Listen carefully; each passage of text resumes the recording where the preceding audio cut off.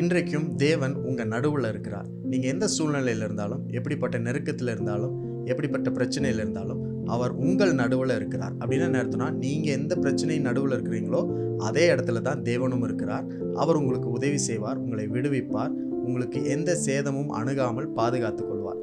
செப்பனியா 3ஆம் அதிகாரம் 17ஆம் வசனத்தில் எப்படி இருக்கு? உன் தேவனாகிய கர்த்தர் உன் நடுவில் இருக்கிறார், அவர் வல்லமையுள்ளவர், அவர் இரட்சிப்பார், அவர் உன் பேரில் சந்தோஷமாய் மகிழ்ந்து தம்முடைய அன்பின் நிமித்தம் அமர்ந்திருப்பார், அவர் உன் பேரில் கெம்பீரமாய் களி கூறுவார். இது ரொம்ப நல்ல வசனம். இந்த வசனத்தில் தேவன் உங்களுக்காக எப்படிலாம் இருக்கிறாருன்னு சொல்லப்பட்டிருக்கு.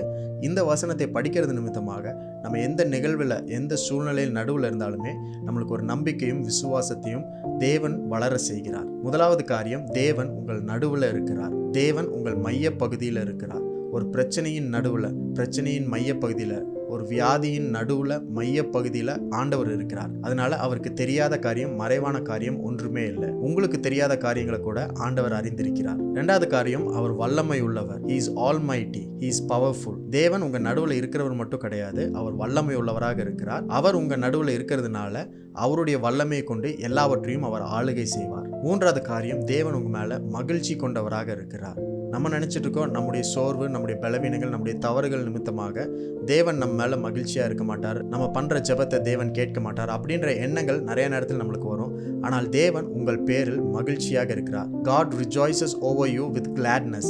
அவர் மகிழ்ச்சியினால உங்க மேல இன்னும் மகிழ்ச்சி கொள்ளுகிறார் அப்படின்றது இந்த வசனத்தினுடைய அர்த்தம். நாலாவது பாயிண்ட் என்னன்னா, இங்கிலீஷ்ல இப்படி சொல்லப்பட்டிருக்கு, he will quiet you with his love. He will quiet you by his love. அவருடைய அன்பின் நிமித்தம், அன்பினால உங்களை அமர பண்ணுவார், உங்களை அமைதியாக்குவார், உங்களை சமாதானத்தில் நடத்துவார் அப்படின்னு சொல்லப்பட்டிருக்கு. பல நேரங்களில் நம்மளுக்கு இருக்கிற பிரச்சனைகள், சூழ்நிலைகள், வியாதி, இந்த மாதிரி பண கஷ்டம், இதெல்லாம் யோசிக்கும் பொழுது நம்ம அமைதியாக அமர்ந்திருக்க முடியாது. நம்மளுக்குள்ள ஒரு பதட்டம், ஒரு பயம் ஏற்படும். ஆனால் தேவன் என்ன செய்கிறார்னா, அவருடைய அன்பின் நிமித்தம், அவருடைய அன்பினால உங்களை அமைதியாக அமர செய்கிறார்.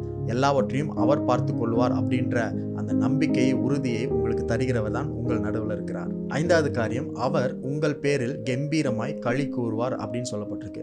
இந்த வார்த்தை இங்கிலீஷ்ல எப்படி சொல்லப்பட்டிருக்குன்னா, he will exult over you with loud singing. அவர் உங்கள் பேரில், உங்களை நினைத்து, உங்களை குறித்து சத்தமான பாடல்களை பாடி மகிழ்கிறார் அப்படின்னு சொல்லப்பட்டிருக்கு.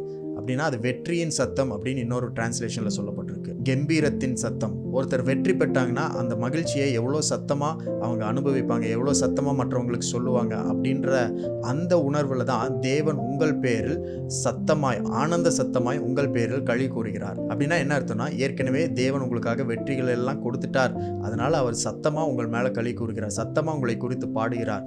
அவருடைய உரத்த கம்பீரமான சத்தம் இன்றைக்கு நம்முடைய வாழ்க்கையில கேட்கப்படணும் அப்படின்னு ஆண்டவர் விரும்புகிறார். ஆகவே இன்றைக்கும் நீங்கள் சோர்ந்து போக வேண்டாம். நீங்கள் தனிமையானவர்கள் கிடையாது. உங்களை கேட்பதற்கும் உங்களை பார்ப்பதற்கும் யாரும் இல்லைன்னு நினைக்க வேண்டாம்.